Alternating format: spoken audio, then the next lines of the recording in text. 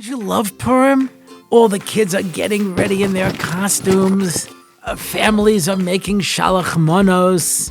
I can't understand this, being a sitter and all, but when you're sitting there in shul, they're trying to read the Megillah, and all the kids are encouraged to make noise? Usually it goes, Shah! Shah! Stop with all the noise.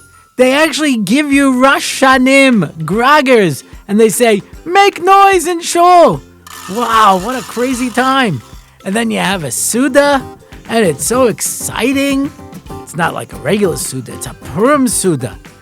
What a great time. Why do people laugh when someone slips on a banana peel? It's not funny. The person falls down, he's embarrassed, he gets hurt. Because it's unexpected. You see a person walking down the street and suddenly, wah! And he hits the ground. You just don't see it.